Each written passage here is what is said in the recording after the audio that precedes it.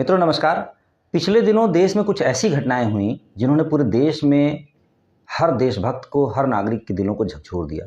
मित्रों जम्मू कश्मीर के पहलगाम के बैसरन घाटी में 22 अप्रैल को आतंकवादियों ने पर्यटकों पर अंधाधुंध गोलियां चलाईं और 26 पर्यटक मौके पर ही एक्सपायर हो गए, मृत हो गए, शहीद हो गए और तमाम लोग घायल हुए आतंकवादियों की इस कायराना हरकत में। और इस घटना के जैसे ही जम्मू कश्मीर के बाद पूरे देश में यह घटना मीडिया और सोशल मीडिया के माध्यम से फैली, पूरे देश के लोग शोकाकुल हुए, परेशान हुए, कष्ट हुआ और लगातार इस पर क्रिया प्रतिक्रिया का दौर शुरू हुआ। मित्रों, जम्मू कश्मीर आज से नहीं, सदियों से इस तरह के बाहरी जो इस देश के संपदा को देख करके कहा जाता है ना कि इस देश में जम्मू कश्मीर धरती का स्वर्ग है, तो इस स्वर्ग पे अधिकार करने के लिए तमाम आताताई लोग आते रहे। मगर देश की आज़ादी के बाद भी तमाम ऐसी घटनाएं हुई और देश समय समय पर इसका उत्तर देता है। मित्रों, मगर अभी जो ये 22 अप्रैल को आतंकवादियों के द्वारा ये जो कायराना घटना हुई, इससे दिल द्रवित हुआ। हर देशवासी रोया, सब को महसूस हुआ कि वो कश्मीर जाते हैं, सुरक्षित रहेंगे या नहीं रहेंगे। क्योंकि जम्मू कश्मीर हर पर्यटक जो घूमना पसंद करते हैं, क्योंकि धरती का स्वर्ग कहा जाता है, उन सब की पसंद कश्मीर होती है। लोग जाते रहे हैं, जाते हैं और आगे भी जाते रहेंगे।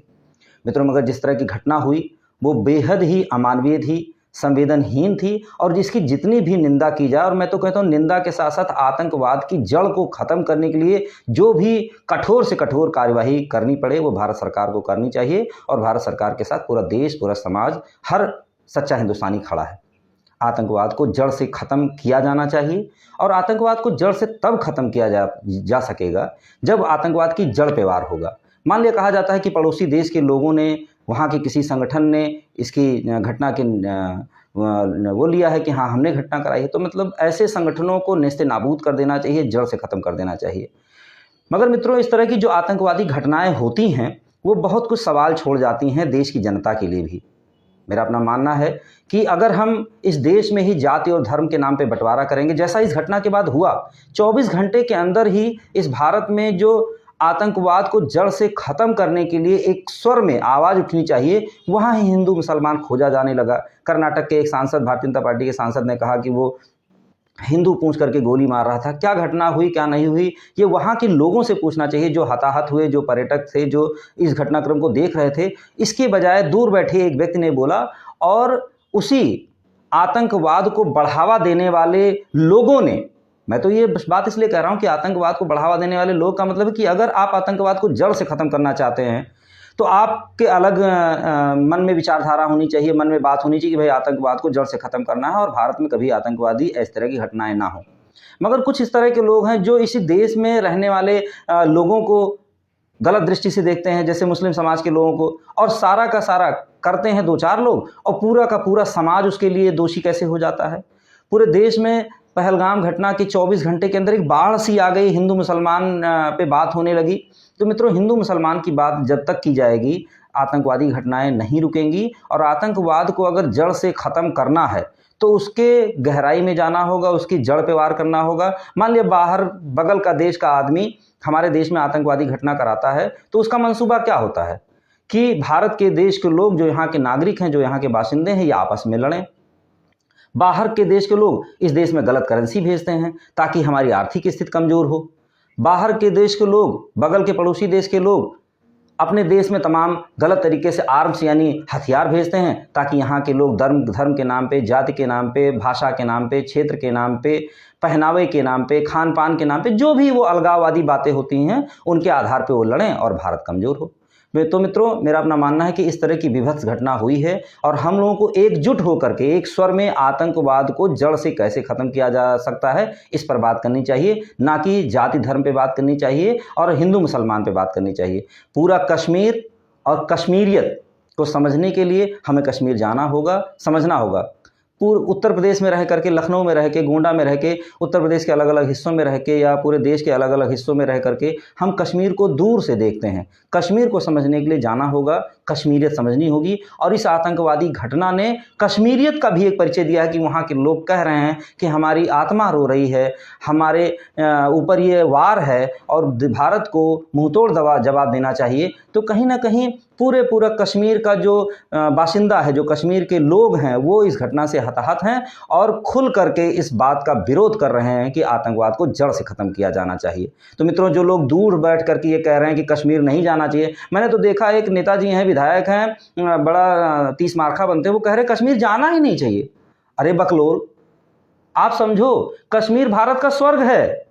उस स्वर्ग की धरती पर उस जन्नत को, उस आबो हवा को, उस वादियों को, उन पहाड़ियों को, उन घाटियों को लोग देखने जाना चाहते हैं। अब तुम थोड़ा बड़े घर के हो, विधायक हो, थोड़ा सा तुम्हारे पास है तो तुम विदेश चले जाओगे। अरे भाई, भारत का हर जिम्मेदार व्यक्ति जिसके अंदर थोड़ा बहुत पैसा आ गया है घूमने के लिए, पहली पसंद कश्मीर है। और आप बता रहे हैं कि कश्मीर मत जाओ। वाह भाई, लानत है आपकी ऐसी सोच पर, लानत है आपको आपकी सोच पर कि कश्मीर मत जाओ। कश्मीर जाना चाहिए। आतंकवादी घटनाएं ना हो, इसके लिए सरकार का इंटेलिजेंस फेलियर है। सरकार को जिम्मेदारी लेनी चाहिए और इस पर काम करना चाहिए। खैर, मेरे मन में ये बात थी तो मैंने कहा आपसे साझा की जाए कि जाति और धर्म में बांट करके और ख़ासकर हिंदू मुसलमान कर करके आतंकवादी घटनाओं पर रोक नहीं लगाई जा सकती। इस तरह की घटनाओं पर रोक तब लगेगी जब आपसी एकता की बात होगी और एकता भाईचारे की बात होगी। जब हम आपसी रूप से एक रहेंगे तो आतंकवादी घटनाएं कम होंगी, आतंकवाद को जड़ से ख़त्म किया जा सकेगा। और अगर हम लोग हिंदू मुसलमान में, जात पात में, भाषा में, क्षेत्र में, पहनावे में, खान पान में बटे रहेंगे तो बाहर के लोग हमारे देश को कमज़ोर करते रहेंगे। इसलिए मेरा आप सबसे करबद्ध निवेदन है कि धर्म के आधार पे, जाति के आधार पे, पंथ के आधार पे, भाषा के आधार पे, क्षेत्र के आधार पे आपस में लड़ना बंद करिए। हम सब एकजुट रहेंगे तो भारत मजबूत होगा। मित्रों, 22 अप्रैल को एक और घटना हुई। वाराणसी जिले में कोई ज्ञानदीप स्कूल है, वहाँ पर एक नौजवान हेमंत पटेल जो 12वीं का छात्र था, विद्यालय में ही वहाँ का बताया जाता है कि प्रबंधक और सह प्रबंधक के कमरे में बुला करके उस बच्चे को कनपट्टी पर गोली मार के उसकी हत्या की गई। सूत्र बताते हैं, हमने भी तमाम लोगों से, चूँकि बनारस से मैं जुड़ा हूँ, चंदौली लोकसभा से चुनाव लड़ा, तमाम लोग बताते हैं कि उस इंटर के बच्चे का किसी बच्ची से, छात्रा से प्रेम प्रसंग था। मित्रों, इंटरमीडिएट एक ऐसी अवस्था होती है, 17, 18, 19 साल की अवस्था होती है और कोई भी ऐसा नौजवान मेल या फीमेल हो, पुरुष या महिला हो, कोई भी ऐसा उस उम्र को सोचिए, हर व्यक्ति के मन में थोड़ा रूमानियत होती है, थोड़ा सा टीनेजर का प्रभाव होता है। टीनेजर्स के बाद लोग जवानी की दहलीज में कदम रखते हैं। इस तरह का एक स्वाभाविक सा बात है कि लोगों में प्रेम प्रसंग हो जाता है। मगर प्रेम प्रसंग का मतलब ये नहीं है कि विद्यालय में बच्चे को बुला करके उसको गोली मार दी जाए।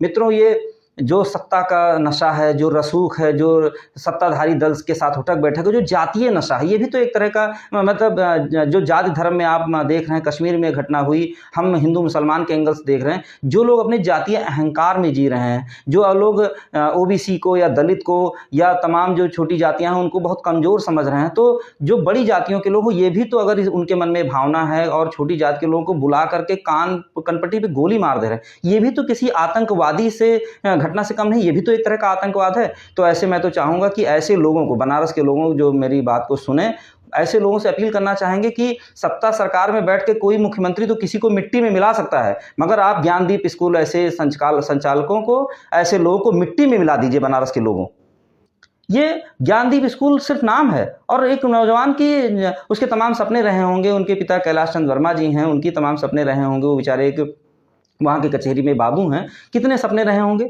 सिर्फ इस बात को लेकर के कि हाँ वो किसी छात्रा को पसंद करता है। बुलाया और बातचीत करने में तमाम उसको अपमानित किया गया और अंत में उसको कनपट्टी पे गोली रख के, बंदूक रख के गोली मार दी गई। आप हत्या कर देंगे। इतना जातीय अहंकार, इतना सत्ता का रसूख, इतना पैसे का घमंड। तो ऐसे लोगों को, समाज के लोगों से अपील है कि ऐसे लोगों को, ऐसे आतंकवादियों से लड़िए जो देश के अंदर ही आतंक फैलाए हुए हैं। ऐसे लोगों को मिट्टी में मिला दीजिए, कमर तोड़ दीजिए ऐसे लोगों की। ऐसे लोगों के विद्यालयों में अपने बच्चों को पढ़ाना बंद करिए। और जिस सत्ताधारी दल के फोटो वायरल हो रहे हैं, ऐसे सत्ताधारी दल से को वोट देना बंद करिए। मैंने जानकारी ली कि कैलाश चंद वर्मा का पूरा परिवार ने भारतीय जनता पार्टी के लोगों को वोट दिया था और आज उसी सत्ता के नशे में उस बेचारे नौजवान की हत्या हुई, तमाम आंदोलन हो रहे हैं, समाज के लोग जागरूक हैं और पूरे बनारस और आसपास के लोग कह रहे हैं कि नहीं, जिन लोगों ने हेमंत पटेल की हत्या की है ऐसे दोषियों को जल्द से जल्द गिरफ्तारी नहीं हो रही है। सरकार उस पर बोल ही नहीं रही है। लगातार इस पे कार्यक्रम हो रहे हैं, धरना प्रदर्शन हो रहे हैं। तो मैं कहूँगा ये जो कश्मीर में घटना हुई, पहलगाम में, बैसरन घाटी में, ये एक बड़ा आतंकवाद है। मगर देश के अंदर इस तरह का जो जातीय आतंकवाद लोग फैला रहे हैं, जाति के नाम पे सत्ता के नशे में लोग जो चूर हैं, ऐसे आतंकवादियों से भी समाज को और देश को निपटना होगा। 22 अप्रैल को एक और चीज़ हुई, यूपीएससी का रिजल्ट आया। मित्रों, सरदार वल्लभ भाई पटेल जी कहा करते हैं कि जो सिविल सेवक है ये सत्ता का फ्रेमवर्क है, सत्ता का फ्रेम है।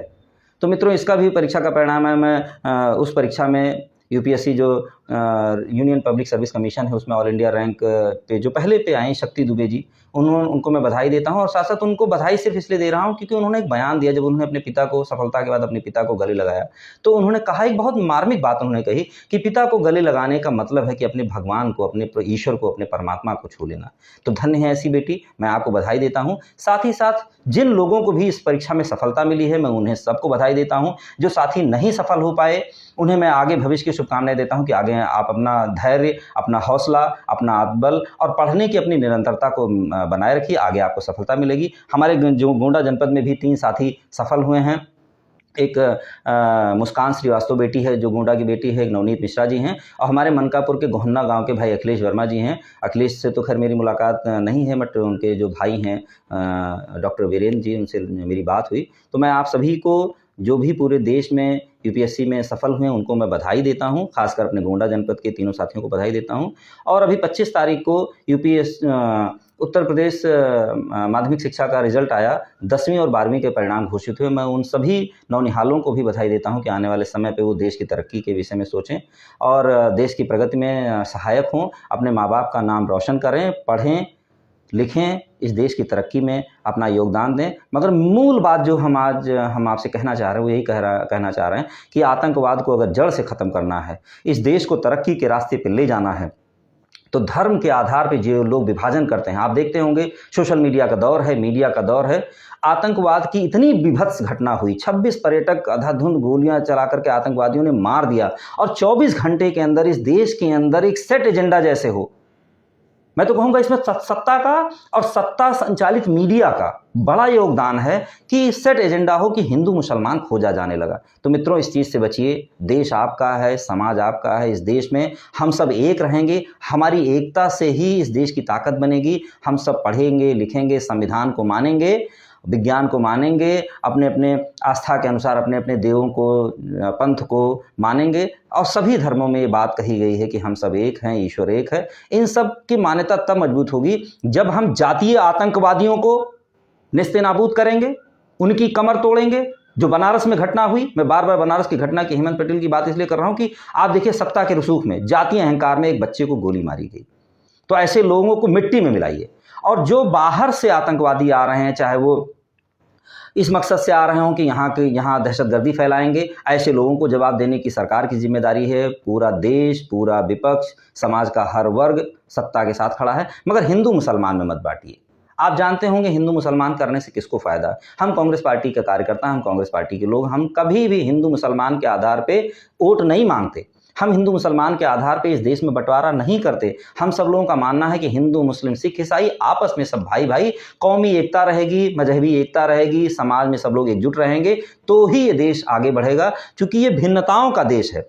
सोच लीजिए, नागालैंड, मणिपुर में क्या संस्कृति होगी, केरल, कर्नाटक, बंगाल, तमिलनाडु में क्या संस्कृति होगी, कश्मीर, पंजाब, हिमाचल की क्या संस्कृति होगी। मैं ये भारत के अलग अलग छोर, पूर्व, पश्चिम, उत्तर, दक्षिण का नाम इसलिए दे रहा हूं कि हमारा देश बना ही ऐसा है। ये छोटे छोटे राज्यों का, छोटे छोटे राजाओं का, बाद में यहाँ मुगल आए, बाद में यहाँ अंग्रेज आए, फिर ये देश 1947 में आज़ाद हुआ। तो ये छोटे छोटे खित्तों में बटा हुआ, और कहावतें कही गई कि कोस कोस पे बदले पानी, 3 कोस पे वाणी। ये छोटे छोटे हिस्सों में बटा देश था। जब देश आज़ाद हुआ तो 562 छोटी छोटी देशी रियासतों को इकट्ठा करके ये देश भारत बना। सब लोगों ने एक साथ रहने का संकल्प लिया, एक सभी भाषाओं का मिलन हुआ, सभी क्षेत्रीय लोगों का मिलन हुआ, और ये भारत देश बना। और विविधता में एकता ही भारत की पहचान है। इस विविधता का एंजॉय करिए। एंजॉय से आशय ये है कि इस विविधता में खुशी मनाइए कि हम कहीं तमिलनाडु में देखिए तमिल बोली जाती है, कहीं मलयालम बोली जाती है, कहीं हिंदी बोली जाती है, कहीं अवधी बोली जाती है, कहीं बंगाली बोली जाती है, कहीं बिहारी बोली जाती है, पंजाब में चलिए पंजाब, तो अलग अलग भाषाओं का अपना एक क्षेत्र है। तो सभी को एकजुट होकर के इस देश में रहना है, हिंदू मुसलमान में नहीं बंटना है, आतंकवादियों को मुंहतोड़ जवाब देना है, और जो लोग सोशल मीडिया पे हिंदू मुसलमान की बात करते हैं ऐसे लोगों को नकार देना है, ऐसे लोगों को धक्का मार के निकाल देना है। ऐसे लोग चट्टी चौराहे पे बैठे हैं तो उन्हें एकदम अगर ये 4 लोग हैं तो 40 लोगों को इकट्ठा होकर के ऐसे लोगों को समझाना है गांधीवादी तरीके से कि ऐसा आप अगर करेंगे तो आपका समाज से हुक्का पानी बंद किया जाएगा, आपसे बोलना बंद किया जाएगा, आपके साथ चाय पीना बंद किया जाएगा,